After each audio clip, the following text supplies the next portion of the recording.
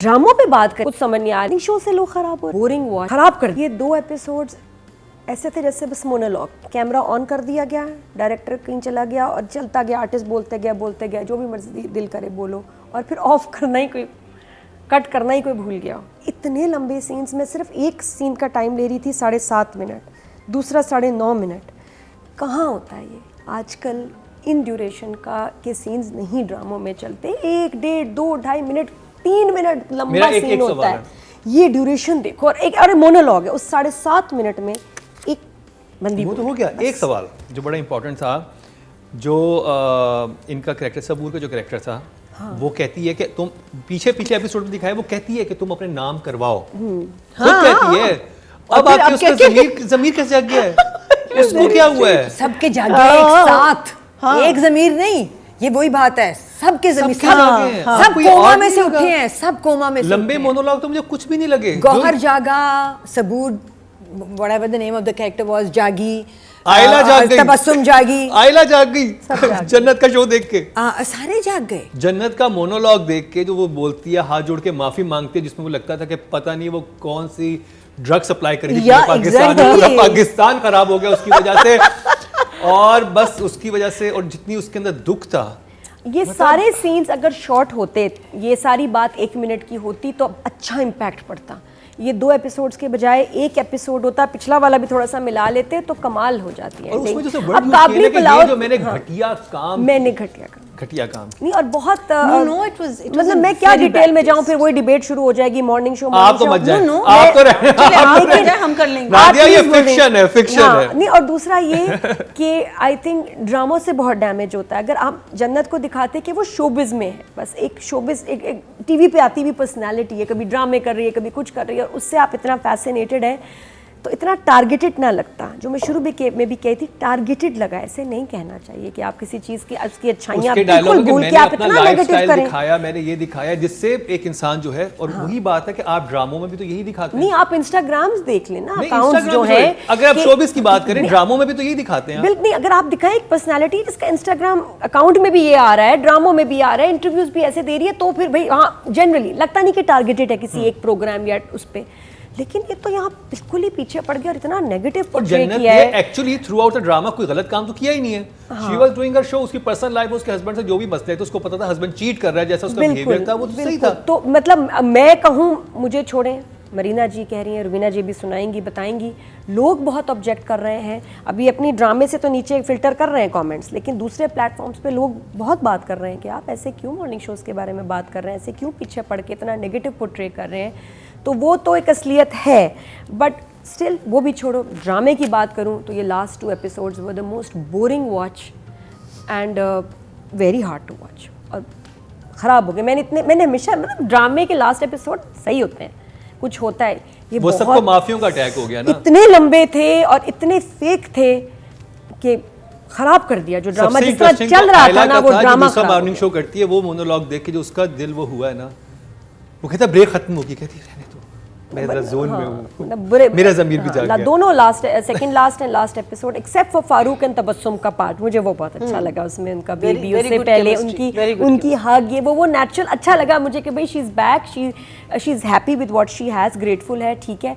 लेकिन जितना जन्नत के पार्ट्स बेचारी के, उसका तो उन्होंने ख़राब कर दिया, उसका स्टोरी ख़राब कर दी।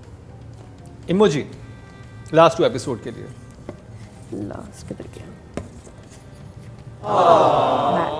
बैड। मैं जब भी कोई ड्रामा चीज़ टीवी में देखी, अब तुम न्यूज़ से हमारा ताल्लुक है तो पता हो, हमारे यहाँ बड़ी जनरल चीज़ें आती हैं। पॉलिटिशियन या सियासत के बारे में कुछ कहना है, जनरल आता है। ये फर्स्ट टाइम बहुत डायरेक्ट और बहुत पर्सनल नहीं हुआ गया कि किसी चीज़, किसी एक प्रोग्रामिंग की लग रहा है जैसे किसी का पर्सनल कोई वेंडेटा, ग्रज था अगेंस्ट मॉर्निंग शोज के। बस ऐसा जलील करना है, ऐसा बोलना है, पता नहीं क्या बड़ास किसी ने निकालनी है ना, किसी के बहुत आग लगी थी अंदर। मॉर्निंग शो की जो सैलरीज मिलती है ना एंकर की, उससे बड़ा किसी को बहुत तकलीफ थी। और ये 3-4 तस्करा हुआ, इतने हाई सैलरी ले रहे हैं और ये ले रहे हैं। भाई एक्टर्स दुनिया में काम करते हैं, वो भी एक फिल्म के बहुत ज्यादा पैसे लेते हैं, ड्रामे में बहुत ज्यादा पैसे लेते हैं, एक सिंगर परफॉर्म करने के इतने पैसे लेते हैं। It's a business. इसको ये कैसे कहेगा कि तुम इतने पैसे ले रहे हो? देखो बात सुनो, पैसे लेता कोई नहीं है, पैसे देता है। ठीक है, इसका मतलब है So, आप जो इस दे रहा काबिल है हैं तो उसको आपको पैसे पकड़ें, मिलते हाँ, जो दे रहा है उसको पकड़े, जो ले रहा है उसका क्या कसूर मतलब है? मुझे अजीब लगा कि जैसे बड़ा टारगेट किया जा रहा है morning show host and morning shows को, जो पहले पहले कभी ऐसे नहीं होता था। ड्रामों पे बात करें जहाँ बिनोई साली को गंदी नज़र से देख रहा है, कोई रिश्ता छोड़ा ही नहीं हमारे ड्रामों ने कि उसको गंदा ना किया हो, उस पर नहीं बात हो रही कि जिसने इतनी हवस सोसाइटी में फैला दी हमारे ड्रामों ने। ये जो महंगे कपड़े चीज़ें क्या मॉर्निंग शो में देखते हैं, आप ड्रामों में देखें? ड्रामा में क्या Exactly. कपड़ा, क्या गाड़ियाँ, Makeup, क्या घर, बाल। कैसे दौलत की बारिश हो रही है, वो ड्रामों में है। मॉर्निंग शो से लोग खराब हो रहे हैं। That was a very poor message. बिल्कुल, तो किसी को ना आग लगी हुई है, कोई पर्सनल ग्रज है जिसने ये इस ड्रामे को यहाँ तक पहुँचाया। इसका बनना, इसका शूट होना, इसका चल जाना इज वेरी देखिए सैड। बीच में मैं कहूँगा ड्रामा बहुत अच्छा था, लेकिन कंक्लूजन बहुत बुरा किया था। ये बहुत बेहतर हो सकता है। मुकर्रम, दिस वाज वेरी डायरेक्ट। बहुत बुरी बुरी उसमें बातें कही गई हैं, बहुत डायरेक्ट, जो सिंबॉलिकली भी हो सकता था। मैंने कहा देख बिल्कुल लें, बस समझ आप जाए ना। शोबिस के ऊपर दिखाएं कि देखिए सोशल नहीं मीडिया से नादिया, लोग झूठ दुनिया की बता रहे हैं। सारी बुराइयों की जड़ मॉर्निंग शो बस है। अच्छा, फिर एक और बात, जब भी कहीं कोई सीरीज चलती है तो बोलते हैं ना कि जी ये जो ड्रामा चल रहा है इसका किसी भी लिविंग इंसान या वाकया या कुछ इससे ताल्लुक नहीं है, या फिर कहते हैं कि जी इंस्पायर्ड बाय सर्टेन इवेंट्स। ऐसा होता है ना, ये तो बिल्कुल जिंदा इंसानों के ऊपर आपने डायरेक्ट बनाया है, डायरेक्ट शोज के ऊपर बनाया है, तो इट वाज सो डायरेक्ट।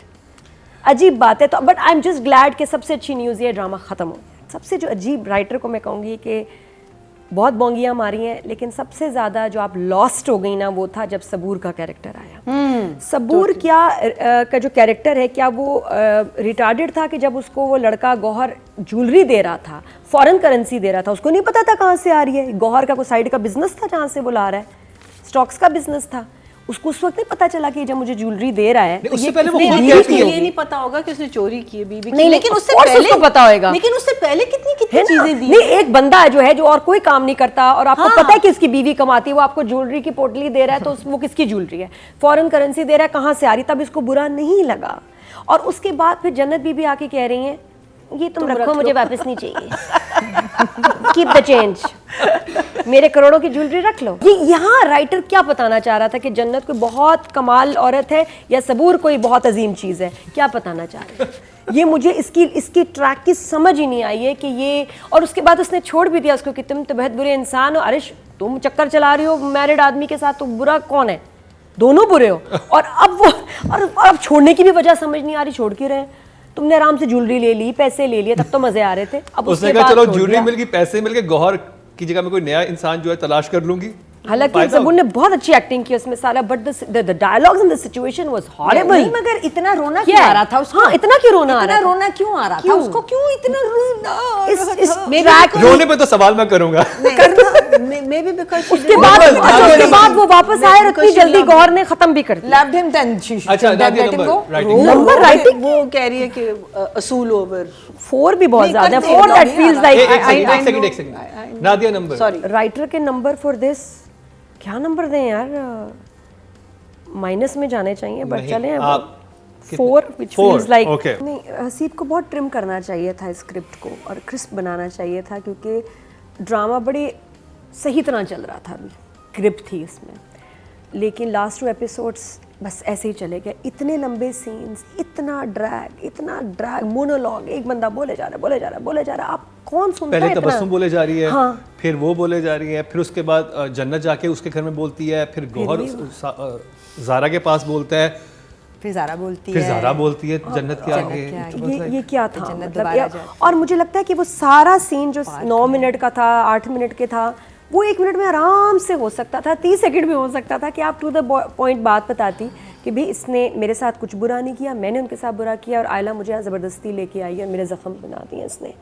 बस उस पर कट ख़त्म, वो ही मौत होती उसकी। इतना लंबा लेक्चर, इतना ये पता नहीं क्या मैसेज देना चाहते थे। शॉर्ट होता तो फिर भी समझ आती। प्लस ये कि ये इतना एक जेनरिक होता है एक सेलिब्रिटी के उस पे या शोबिस की दुनिया, जिससे लोग गलत मैसेज लेते हैं कि इनकी लाइफ परफेक्ट होती है, और ऐसा होता नहीं। इसमें कोई क्रिमिनल नहीं थी जन्नत, कोई ऐसी नहीं थी कि उसने कोई गलत किया, बहुत बुरा किया। ये सारा उसको बहुत बुरा दिखाया, या तो फिर वो होती बुरी या इससे बुरा उसका नहीं, दिखाते। वो तो बेचारी नहीं जन्नत समझ तो आई। बुरी थी नहीं, जो लोग बुरे थे उनकी मिजरी कम है जन्नत से। हाँ बिल्कुल जो बिल्कुल एक अच्छा इंसान था वो ज्यादा एक हाँ फिर ऊपर दुख से मिले उसे। गौहर किया का कैरेक्टर बहुत कंफ्यूजिंग था उसके बारे में कोई ओपिनियन बनाना, क्योंकि हर एपिसोड में मेरा ओपिनियन ही बदल जाता है कि ये एक अच्छा आदमी है, बुरा आदमी, अच्छा आदमी, बुरा आदमी, इसका कसूर नहीं, इसका कसूर है। तो कुछ समझ नहीं आ रही थी। और सबूर का तो जो ट्रैक जिस तरह अभी एंड हुआ है, लिखा हुआ था, बहुत बुरा लिखा हुआ था। तो ये 2 एपिसोड्स बहुत कमाल बन सकते थे, अच्छा लगता, अच्छा बनता, लेकिन ये जिस तरह पहले 2 एपिसोड्स थे वैसे ही लास्ट 2 एपिसोड्स में अजीब बात है कि ये स्टोरी अजीब कहीं और ही चली गई। अच्छा, तो डायरेक्शन के नंबर 4। जब लाइंस इतनी बुरी हों तो फिर एक्टिंग को बहुत ज़्यादा इम्प्रेस नहीं करती। जब अल्फाज पे खेल रहे हैं ना, अल्फाज चेहरे पे आ रहे हैं, जब अल्फाज इतने बुरे हैं, इतनी बुरी लाइंस हैं और तकलीफदेह लाइंस हैं, तो एक्टिंग ने क्या, मैं कहूँगी, मुझे इम्प्रेस किया नहीं। स्क्रिप्ट इतना बुरा था कि एक्टिंग आर्टिस्ट जितनी भी जान मारे उसको भी खा गया, स्क्रिप्ट खा गया इनकी अच्छी परफॉर्मेंस को। और इससे पहले बहुत अच्छी परफॉर्मेंस की है, कुबरा ने बहुत कमाल इस ड्रामे में काम किया है, बट लास्ट 2 एपिसोड्स की सिचुएशंस, लाइंस वो सो बैड कि उसकी एक्टिंग भी उसको सेव नहीं कर सकी। सो 5। ओके, जवाब। तला का कैरेक्टर अगर ज़्यादा स्ट्रॉन्ग होता तो वो तबस्सुम को कभी बर्दाश्त ही ना करता।